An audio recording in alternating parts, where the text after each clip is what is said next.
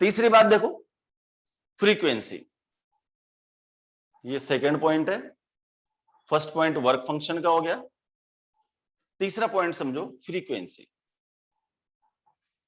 अगर फ्रीक्वेंसी में और फोटो इलेक्ट्रिक करंट में मैं ग्राफ खींचता हूं, इधर क्या है फ्रीक्वेंसी, देखो ध्यान से, अगर फ्रीक्वेंसी और फोटो इलेक्ट्रिक करंट में ग्राफ खींचूं तो आप देखेंगे कि इंटेंसिटी को कांस्टेंट रख करके, इंटेंसिटी को कांस्टेंट रख करके, इंटेंसिटी कांस्टेंट रखने का मतलब क्या हो गया, energy per unit area per unit time, energy per unit area per unit time को अगर मैं कांस्टेंट कर दूं और फिर उनकी फ्रीक्वेंसी बढ़ाऊं, फ्रीक्वेंसी का मतलब नंबर ऑफ फोटोन पर सेकंड, फ्रीक्वेंसी का मतलब क्या है, नंबर ऑफ फोटोन पर सेकंड, दोनों एक जैसी क्वांटिटीज में कंफ्यूज मत होना, नंबर ऑफ फोटोन पर सेकंड, और यहां पर क्या है एनर्जी पर सेकंड पर यूनिट एरिया, दोनों में डिफरेंस है, ध्यान रखना। तो हम देखते हैं कि शुरू शुरू में तो हम क्या है ना, फोटोन की एनर्जी बढ़ाते जा रहे हैं, बढ़ाते जा रहे हैं, फोटोन देते जा रहे हैं, लेकिन कुछ टाइम तक तो फोटो इलेक्ट्रिक करंट आ ही नहीं रही है। इसका मतलब है कि हमारे फोटोन की फ्रीक्वेंसी कम है। काय झाले आद्या? फोटोन की फ्रीक्वेंसी कम है, एक पर्टिकुलर फ्रीक्वेंसी जिसको मैं बोलूंगा थ्रेशोल्ड फ्रीक्वेंसी, थ्रेशोल्ड फ्रीक्वेंसी पे जाकर के इलेक्ट्रॉन का एमिशन शुरू होगा, और एमिशन शुरू होगा और जैसे जैसे फ्रीक्वेंसी बढ़ाएंगे बढ़ता जाएगा, लेकिन एक ऐसी पोजीशन आएगी कि उसके बाद में नंबर ऑफ फोटोन निकलना बंद हो जाएंगे, यानी कि करंट सैचुरेटेड हो जाएगी। वापस समझो क्या मतलब है इसका, कि जब इंटेंसिटी को कांस्टेंट रख करके फोटॉन्स की फ्रीक्वेंसी बढ़ाई जाती है तो एक पर्टिकुलर फ्रीक्वेंसी तक तो कोई इलेक्ट्रॉन एमिट ही नहीं होता है। एक पर्टिकुलर फ्रीक्वेंसी, उस पर्टिकुलर फ्रीक्वेंसी को क्या बोलते हैं, थ्रेशोल्ड फ्रीक्वेंसी। और थ्रेशोल्ड फ्रीक्वेंसी का मतलब क्या होता है, minimum frequency of the photon, यानी कि एक मिनिमम फ्रीक्वेंसी से कम फोटोन अगर हम बढ़ाते जाएंगे तो फोटो इलेक्ट्रिक करंट नहीं आएगी, इसका मतलब कोई भी इलेक्ट्रॉन एमिट नहीं होगा। लेकिन थ्रेशोल्ड फ्रीक्वेंसी पर इलेक्ट्रॉन का एमिशन शुरू हो जाएगा। थ्रेशोल्ड फ्रीक्वेंसी के बाद हम जैसे जैसे फ्रीक्वेंसी बढ़ाएंगे तो तेजी से फोटो इलेक्ट्रिक करंट बढ़ती रहेगी, लेकिन एक पर्टिकुलर फ्रीक्वेंसी के बाद में ये यहाँ पर स्ट्रेट लाइन आ गई, स्ट्रेट लाइन आ गई, इसका मतलब करंट सैचुरेटेड होगी। उसके बाद आप कितने भी फ्रीक्वेंसी बढ़ा दोगे, फोटो इलेक्ट्रिक करंट की वैल्यू बढ़ने वाली नहीं है। करेक्ट। थ्रेशोल्ड फ्रीक्वेंसी मैंने बताया था, it is the characteristic property of the substance and differ for different elements, different metals, अलग अलग मेटल के लिए कैरेक्टरिस्टिक प्रॉपर्टी अलग अलग होती है। वापस समझो एक बार, फोटो इलेक्ट्रिक करंट का एक्सपेरिमेंट कर रहे हैं हम, यहां पर कैथोड है, यहां पर एनोड है। कैथोड का मतलब फोटो इलेक्ट्रिक एमिटर या ऐसी मेटल जो फोटो सेंसिटिव है, फोटो सेंसिटिव मेटल को यहां पर रख दिया, इसके ऊपर हम जैसे ही फोटोन्स को इंसिडेंट करेंगे, रेडिएशंस को इंसिडेंट करेंगे, तो यहां से इलेक्ट्रॉन का एमिशन चालू होगा, और ये इलेक्ट्रॉन का एमिशन चालू होगा तो फोटो इलेक्ट्रिक करंट का फ्लो होगा, और इस फोटो इलेक्ट्रिक करंट का फ्लो चार चीजों पर डिपेंड करेगा। पहली चीज क्या बताया मैंने, वर्क फंक्शन। इसका मतलब जो मेटल लेंगे, जो फोटो इलेक्ट्रिक एमिटर लेंगे, जो फोटो इलेक्ट्रिक मेटल लेंगे, जो फोटो सेंसिटिव मेटल लेंगे, उसका वर्क फंक्शन कम से कम होना चाहिए। दूसरी बात इंटेंसिटी, इंटेंसिटी का मतलब energy per unit area per unit time. अगर ये बढ़ाते हैं तो फोटो इलेक्ट्रिक करंट तेजी से बढ़ती है, यानी कि photo electric current is directly proportional to the intensity of light और इंटेंसिटी ऑफ द रेडिएशंस।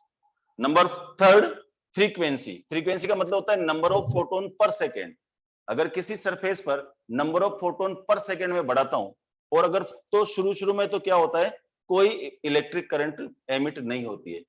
एक पर्टिकुलर फ्रीक्वेंसी जिसको हम थ्रेशोल्ड फ्रीक्वेंसी कहते हैं, यहां से फोटो इलेक्ट्रिक करंट बढ़नी चालू होती है, लेकिन ये भी एक पर्टिकुलर फ्रीक्वेंसी के बाद में इसमें सैचुरेशन हो जाता है। इसका मतलब है कि अब कितनी भी फ्रीक्वेंसी बढ़ा दें, फोटो इलेक्ट्रिक करंट की वैल्यू बढ़ने वाली नहीं है। This is the effect of the frequency.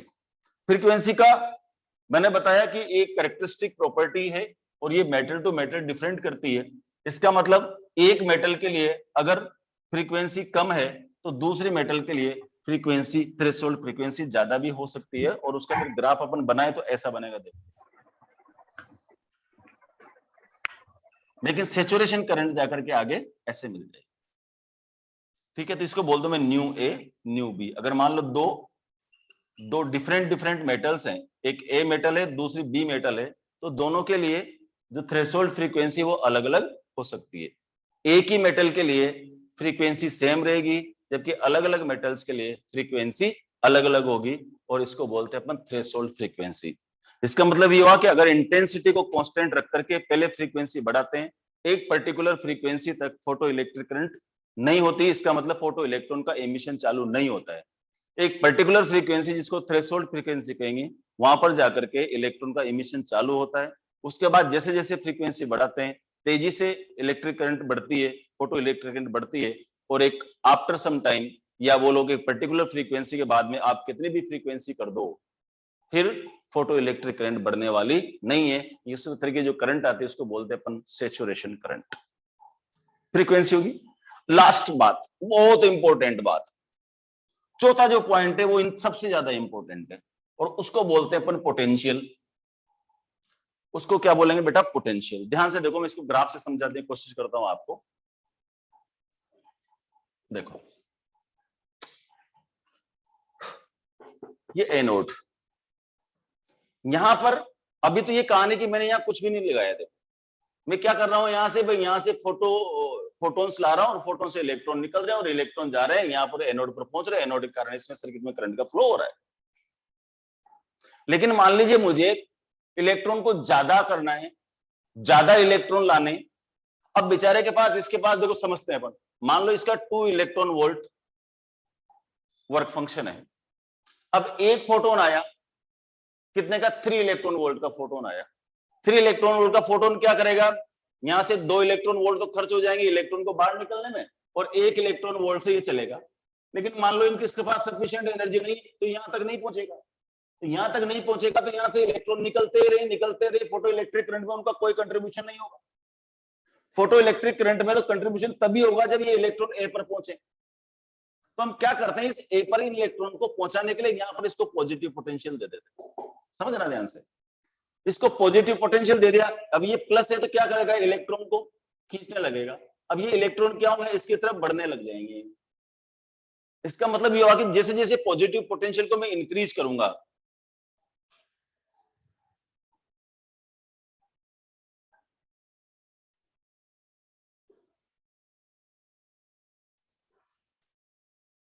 देखो इधर पीईसी फोटो इलेक्ट्रॉन, और इधर वी, इधर पॉजिटिव पोटेंशियल है, इधर नेगेटिव पोटेंशियल है। मैंने यहां पर एक बैटरी के साथ यहां पर पॉजिटिव पोटेंशियल दे दिया इसको। जैसे जैसे पॉजिटिव पोटेंशियल को बढ़ाऊंगा, जैसे जैसे पॉजिटिव पोटेंशियल को बढ़ाऊंगा, फोटो इलेक्ट्रिक करंट बढ़ेगी। पॉजिटिव पोटेंशियल बढ़ाऊंगा तो फोटो इलेक्ट्रिक करंट बढ़ेगी। पॉजिटिव पोटेंशियल को कम करूंगा तो फोटो इलेक्ट्रिक करंट जीरो होगी। लेकिन अगर पोटेंशियल को जीरो भी कर दूं, मैं पोटेंशियल को यहां पर जीरो भी कर दूं, तब भी फोटो इलेक्ट्रिक करंट की कुछ वैल्यू होगी। ये कुछ वैल्यू कहां से आई? ये कुछ वैल्यू, कुछ जो फोटो इलेक्ट्रिक कहां से आई? ये वो है जहां से इलेक्ट्रॉन को इतनी सफिशिएंट एनर्जी मिल गई, जो मैं बोल रहा था मिनिमम और मैक्सिमम एनर्जी की। अगर मान लो उसको यही मैक्सिमम एनर्जी मिल गई इलेक्ट्रॉन को, कि उसको किसी पोटेंशियल की जरूरत नहीं है, वो अपने आप एनोड तक पहुंच जाएगा और फोटो इलेक्ट्रिक करंट में कंट्रीब्यूशन देगा। तो वो करंट जो है वो यहां दिख रही है आपको, ये इतने से जगह में, कि पोटेंशियल को जीरो कर दूंगा, वी जीरो भी कर दूंगा, तब भी करंट जीरो नहीं होगी। करंट जीरो क्यों नहीं होगी? कि जिन इलेक्ट्रॉन्स के पास थ्रेशोल्ड फ्रीक्वेंसी से ज्यादा फ्रीक्वेंसी थी, उन्होंने उतनी सफिशिएंट मैक्सिमम एनर्जी दे दी उन इलेक्ट्रॉन्स को कि वो तेजी से जाकर के एनोड पर पहुंच गए, उनको किसी पॉजिटिव पोटेंशियल की जरूरत नहीं पड़ी। लेकिन पॉजिटिव पोटेंशियल की जरूरत किन इलेक्ट्रॉन्स को पड़ी? जिनके पास सफिशिएंट एनर्जी नहीं थी। मान लो 2.1 इलेक्ट्रॉन वोल्ट एनर्जी का फोटोन आया, तो अब उसके 2 इलेक्ट्रॉन तो खर्च होगी, 0.1 एनर्जी बची। 0.1 इलेक्ट्रॉन से वो यहां तक आके रुक गया, आगे बढ़ ही नहीं सकता। तो ऐसे इलेक्ट्रॉन्स के लिए हम क्या करेंगे? यहां से पॉजिटिव पोटेंशियल को इंक्रीज करेंगे। जब पॉजिटिव पोटेंशियल को इंक्रीज करेंगे तो क्या होगा? फोटो इलेक्ट्रिक करंट भी बढ़ेगी। जब पॉजिटिव पोटेंशियल को कम करेंगे तो फोटो इलेक्ट्रिक करंट कम होगी। लेकिन पोटेंशियल को जीरो कर देने पर भी फोटो इलेक्ट्रिक करंट जीरो नहीं होती है। अब आगे चलते हैं। अब अपन एक्सपेरिमेंट में क्या किया, यहां पर इसको नेगेटिव पोटेंशियल दे दिया भाई। जैसे इसको नेगेटिव पोटेंशियल दूंगा तो क्या होगा, अब इलेक्ट्रॉन को लाने के बजाय क्या करेगा, धक्का मारेगा, वापस भेजेगा। जैसे जैसे मैं नेगेटिव पोटेंशियल बढ़ाऊंगा इधर की तरफ, तो फोटो इलेक्ट्रिक करंट क्या होगी बेटा, कम होने लग जाएगी, क्योंकि वहां पर इलेक्ट्रॉन पहुंचने बंद हो जाएंगे। और एक पोटेंशियल की, नेगेटिव पोटेंशियल की ऐसी वैल्यू आएगी, नेगेटिव पोटेंशियल की एक ऐसी वैल्यू आएगी जहां पर फोटो इलेक्ट्रिक करंट जीरो हो जाएगी। तो जिस पोटेंशियल पर फोटो इलेक्ट्रिक करंट जीरो हो जाए, जिस पोटेंशियल पर फोटो इलेक्ट्रिक करंट जीरो हो जाए, कोई भी इलेक्ट्रॉन एनोड तक नहीं पहुंचे, ऐसे पोटेंशियल को हम बोलते हैं स्टॉपिंग पोटेंशियल।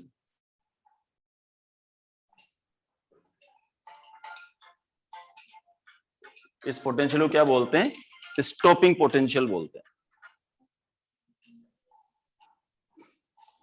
समझ आएगी बात? इसका मतलब what is stopping potential? Stopping potential, that minimum amount of negative potential which is required to stop the photoelectric current.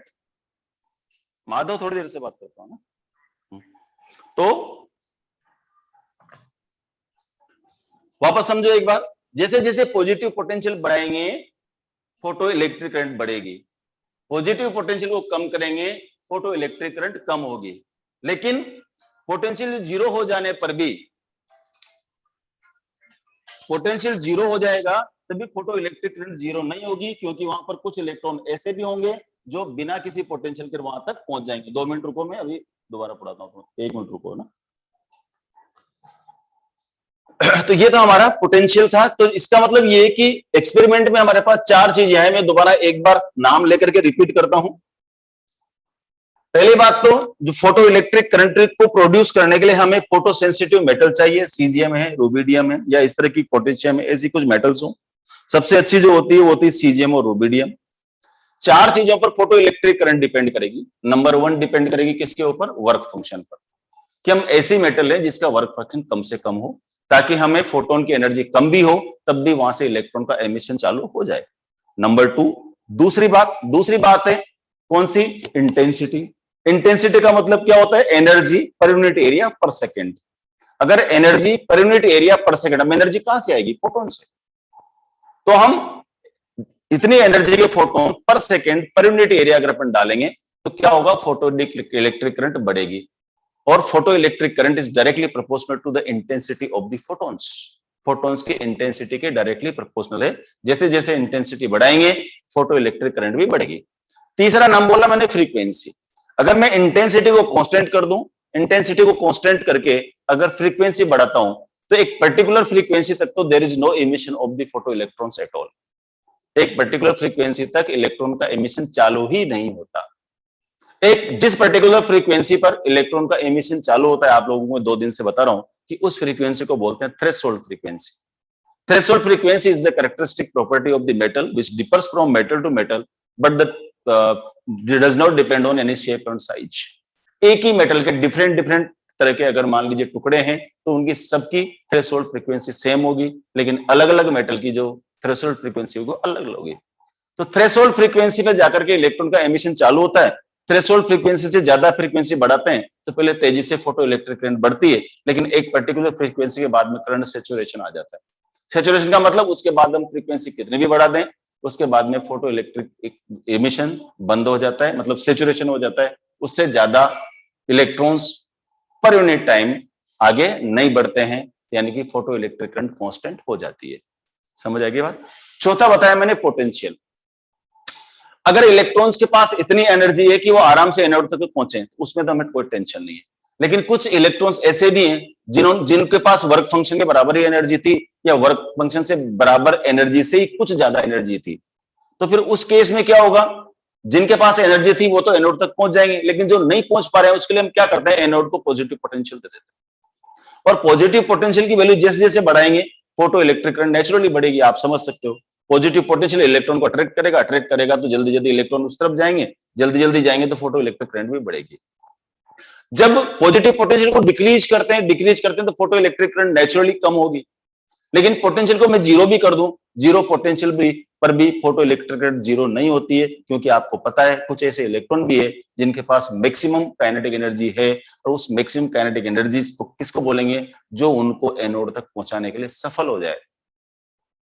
जब नेगेटिव पोटेंशियल दिया जाता है तो नेगेटिव पोटेंशियल देने से क्या होता है, इलेक्ट्रॉन्स का रिपल्सन चालू हो जाता है। जैसे जैसे नेगेटिव पोटेंशियल की वैल्यू बढ़ाऊंगा, रिपल्सन ज्यादा बढ़ता जाएगा। एक पर्टिकुलर नेगेटिव पोटेंशियल पर जाकर के कोई भी इलेक्ट्रॉन एनोड तक नहीं पहुंचेगा, उस समय हम कहेंगे कि इलेक्ट्रॉन स्टॉप हो गए हैं। किस पोटेंशियल पर स्टॉप हुए हैं, वी नॉट पर, नेगेटिव पोटेंशियल वी नॉट पर स्टॉप हुए हैं, तो इस वी नॉट नेगेटिव को हम बोलते हैं स्टॉपिंग पोटेंशियल। तो stopping potential is that potential at which there is no photo electric current, there is no emission of the photo electrons, या यूं बोलो इमिशन होता भी है तो वो इलेक्ट्रॉन एनोड तक नहीं पहुंच पाते, और जब तक इलेक्ट्रॉन वहां पर नहीं पहुंचेंगे there will be no photo electric current in the circuit. तो ये थ्योरेटिकल पार्ट है, थ्योरेटिकल पार्ट में से भी नीट में कभी कभी क्वेश्चन आता है। वापस अपन वहां चलते हैं बेटा जहां से अपन ने चालू की थी चीजें। देखो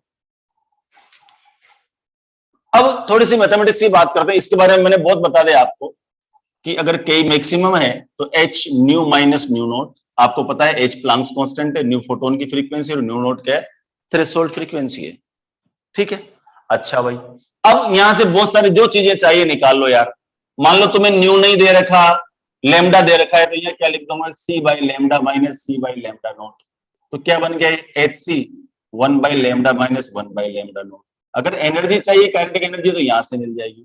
वो बोले नहीं हम तो काइनेटिक एनर्जी नहीं चाहिए सब, हमें तो वेलोसिटी चाहिए, तो यहाँ क्या कर दूंगा मैं, half of m v square v maximum square is equal to h C 1 by lambda minus 1 by lambda, या यूं बोलो न्यू माइनस न्यू नोट, या h C 1 by lambda minus 1 by lambda naught. तो वी मैक्सिमम क्या गया यहां से, देखो root of 2hc by m 1 by lambda minus 1 by lambda naught. मेरी आपको ये सलाह है कि आपको ये 15 फॉर्मूले याद करने की जरूरत नहीं है।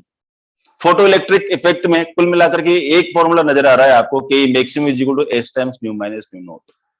जो आपको गिवन हो उसके अकॉर्डिंग इसी फॉर्मूले में रखते जाओ, और जो आप भी मैक्सिमम यहां से निकालते जाओ। एक और चीज याद रखनी मेरी याद से, पूरी मॉडर्न फिजिक्स में एक सेंटेंस में बार बार बोलूंगा, और वो सेंटेंस क्या है कि amount of work done to accelerate a charged particle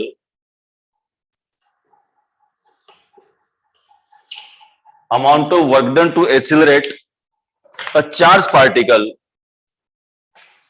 consume in form of kinetic energy। किसी भी चार्ज पार्टिकल को एसिलरेट कराने के लिए जो वर्क डन करना पड़ेगा वो उसकी काइनेटिक एनर्जी के बराबर होगा। Amount of work done to accelerate a charge particle किस फॉर्म में आएगा, काइनेटिक एनर्जी में आएगा। तो मैं क्या बोल सकता हूं कि kinetic energy is equal to क्या, वर्क डन। वर्क डन कैसे निकालते हैं, याद करो, W is equal to QV। तो QV की जगह क्या आ जाएगा यहां पर, EV। ठीक है, तो काइनेटिक एनर्जी क्या होगी बेटा, EV के बराबर होगी। तो काइनेटिक एनर्जी का वहां पर मैं EV रख दूं तो देखो EV इज इक्वल टू क्या हो गया, H new minus nu note. अब आपको पोटेंशियल निकालना है, अगर फ्रीक्वेंसी दे रखी है तो ये फॉर्मूला लगा दो। फ्रीक्वेंसी नहीं देकर के वेव जनरली वेवलेंथ दी जाती है, तो V इज इक्वल टू क्या लिख दूंगा बोलो, H बाई E, सी भी बाहर आ जाएगा 1 by lambda minus 1 by lambda naught.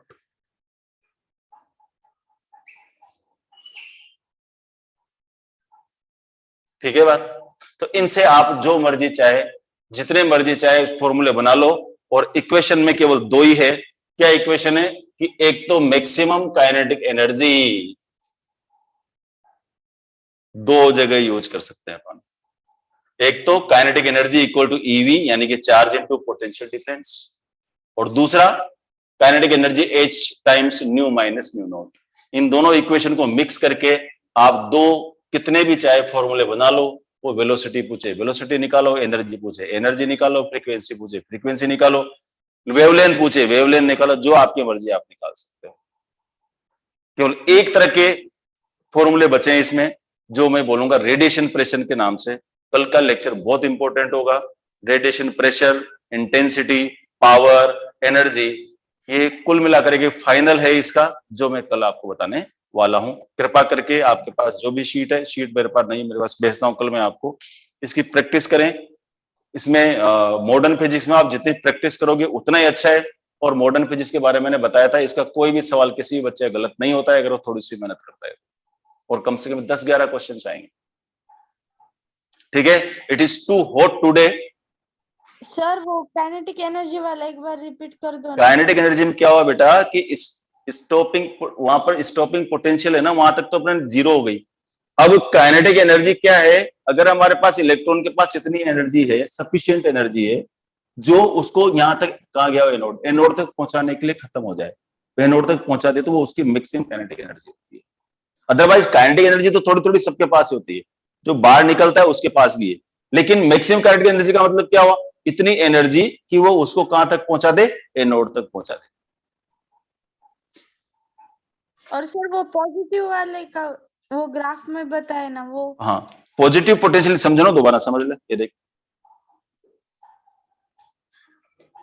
ये इधर पॉजिटिव पोटेंशियल बढ़ाएंगे तो फोटो इलेक्ट्रिक करंट बढ़ेगी, पॉजिटिव पोटेंशियल को कम करेंगे तो फोटो इलेक्ट्रिक करंट कम होगी। अगर पोटेंशियल को मैं जीरो भी कर दूं तब भी फोटो इलेक्ट्रिक करंट जीरो नहीं होगी, क्योंकि कुछ इलेक्ट्रॉन के पास इतनी एनर्जी है कि वो आराम से वहां तक पहुंच जाते हैं।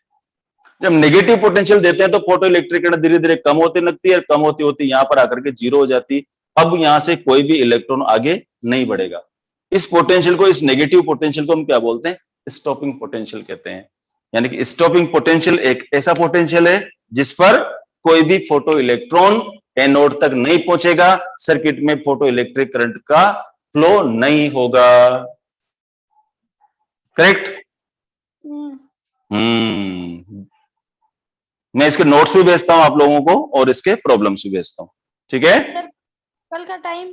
कल का टाइम बेटा मैं दिन में रखूंगा, क्योंकि कल सुबह सुबह मेरे कोई फ्रेंड आ रहे हैं तो मैं एयरपोर्ट जाऊंगा, तो हम दिन में रखेंगे, जो पहले रखते हैं 2 से 3, 3 से 4, पर 4 से 5 में तुम्हारा पंगा है ना यार, 1 से 2 रख दूंगा मैं तुम्हारा। हाँ सर, 1 से 2। 1 से 2 रख दूंगा 12th का। ठीक है हाँ। बच्चों, कल का टाइम 1 से 2। तब तक मैं आपको शीट भेजता हूँ, अगर अभी नहीं भेज पाया तो सुबह भेज दूंगा, लेकिन भेज दूंगा पक्का। ठीक है? इसके क्वेश्चंस? हाँ, क्वेश्चन बेटा शीट में क्वेश्चन भी होती है, थ्योरी भी होती है। Okay, good night. कोरोना से बचाव करें, खूब खाना खाएं, बाहर नहीं निकलें, मास्क लगाएं।